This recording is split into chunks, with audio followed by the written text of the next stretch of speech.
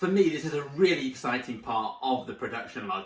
Today we're going to move away from thinking about the written report or artifact you've been creating for the last few months. And what we're going to do is we're going to begin to think about your presentation, which is a really significant requirement of your extended project process according to the AQA specification for 2020. What you will notice in the production log is that there are two sections to the presentation record. Presentation record part A, which we're going to talk about in this session, but also presentation record part B. And presentation record part B is completed by your supervisor, so we're not going to worry about that in the production log series. What we're going to think about is presentation record part A. Presentation record part A only has 3 sections, but that doesn't mean it's a section you can fit in quickly or it doesn't require much detail. As in all stages of the production log, we need to see as much detail as possible if you're going to evidence to AQA that you've been able to satisfy all of the assessment objectives and also achieve all of the learning outcomes intended as a result of completing an EPQ. The first component of the presentation record part A is the planned format of your presentation. What you will need to consider here is any specific requirements of your presentation which have been given to you by your supervisor or your centre coordinator. AQA do not prescribe the type or format of presentation which is required by students to present as part of the EPQ. The only real requirement that AQA set in their specification is that the presentation must be delivered to a non-specialist audience and it must also be followed by some sort of question and answer session. Depending on your school or college's capacity, you may be able to give a slideshow presentation to a sizable audience. You may be giving a slideshow presentation to just your supervisor and one of their colleagues. Or your school or college may have elected for a market style presentation where you have to create a poster and stand maybe in the school hall, and then lots of people over a time period visit your stall and ask you questions about your EPQ product and your process. Or you may be given a Viva style presentation opportunity where you go in with no materials and you're questioned on your production log and your process and the product which you have created. In this section of the production log, you should definitely consider those requirements which have been given to you by your school or college. If you are going to do a slideshow presentation, which is arguably still the most common type of presentation completed by students submitting an EPQ to AQA for accreditation, what I would recommend is that you consider something called the 10-20-30 rule. This basically states that your presentation shouldn't have more than 10 slides.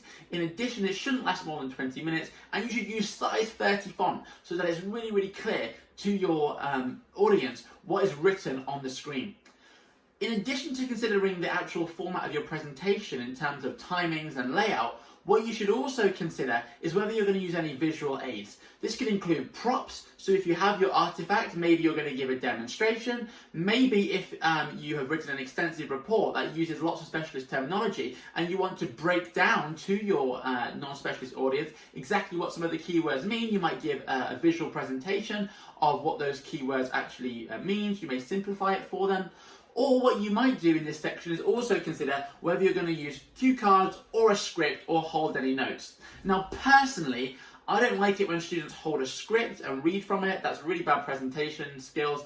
And in addition, I don't really like it when they just hold some scrappy notes. So you may consider whether you're going to make really nice cue cards which you can use just to quickly glance at as you go through your presentation process. And you might also consider whether you're actually going to script it and learn it off by heart.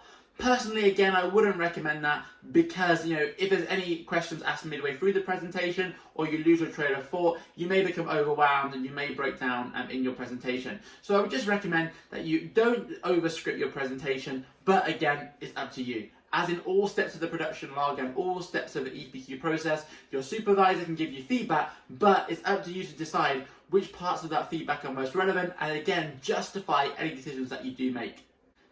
It's really important that we remember that this presentation is for a non-specialist audience. You may want to give out a glossary sheet to your audience to help them understand some key words. You may want to give them pictures which they can refer to throughout. If you are going to include any audience handout whatsoever, it's really important that you outline these in the first section of the presentation record part A.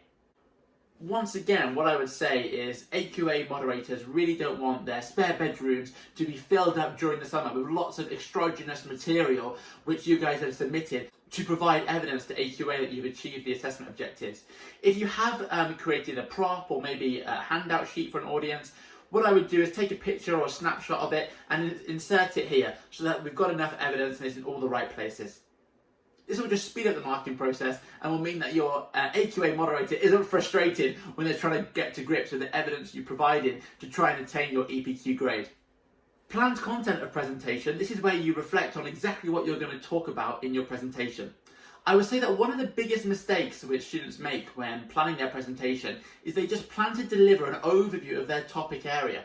What we have to remember at this stage in the EPQ process is that all of the components of the EPQ actually are marked holistically, which means that you can gain AO1, AO2, AO3, AO4 marks in any one of the 3 EPQ components, whether it be the production log, the presentation, or your EPQ product.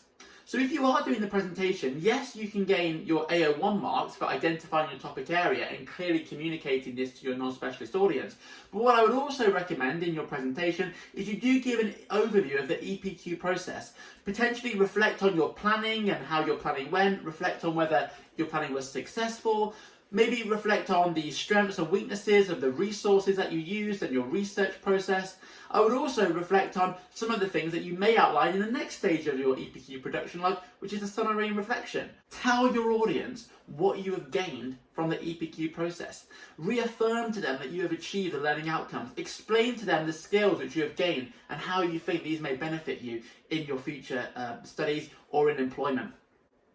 There is no set requirement for what you must talk about in your EPQ, but personally I would recommend that you try and find an equilibrium and even balance between talking about product and process. One strategy that you might use in the planned content section is to actually give a skeleton plan or a complete overview of what you're intending to say as you proceed through all of the slides or as you discuss individual areas of your poster, depending on which EPQ presentation format you have. Unfortunately, some students do feel a little bit nervous about delivering the EPQ presentation. It does have to be delivered live and it does have to be delivered to an audience, and it does immediately follow with a question and answer session on your product and the EPQ process. One way that your supervisor should support you in overcoming any nerves associated with delivering your presentation is that they should allow you the opportunity to do a rehearsal of your presentation. Now, due to timing constraints that your teachers may have, you may be allowed to just present maybe a 5-minute snippet of your presentation, or they may actually sit through the whole presentation with you and then give you feedback at the end. Typical feedback which you may receive about your presentation could include about whether your presentation is visually aesthetic, whether there's enough pictures on the screen, whether your font is readable, your body language, whether you're talking clearly. Another key thing that your supervisor may reflect on is the pace.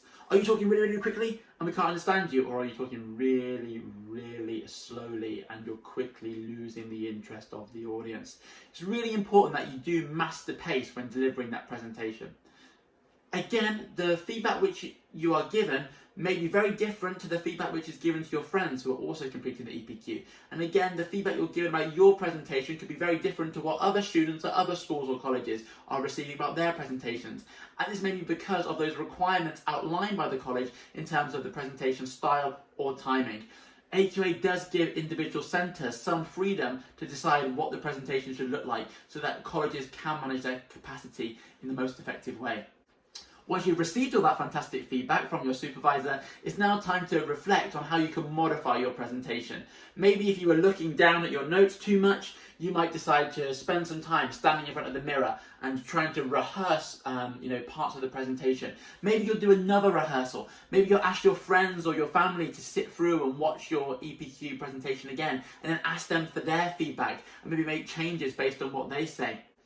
If you do make things like cue cards, again, I would mention that in here. And if you do make cue cards, and a lot of students do make cue cards for the EPQ, again, AQA don't really want them to all be stapled to the back of your production log and your written report and copies of your presentation slides. What they would rather see is just maybe some snapshots, some screen captures of your cue cards actually appearing in this stage of the production log. All of the evidence which you supply to AQA, ideally, should be found within the production log. It shouldn't be extra materials which are just simply stapled to the back. If you're looking for more tips on how you can master your presentation technique, don't be afraid to check out my other videos where I consider how you can make the best possible presentation to wow your non-specialist audience. I hope this video about the presentation record part A has been useful for you. Be rest assured, you've only got one step left to complete as you move forward with your production log. If you do have any questions about presentation record part A, then please do leave a comment below and I'll do my very, very best to get back to you. I really do hope that the presentation goes well for you. Best of luck.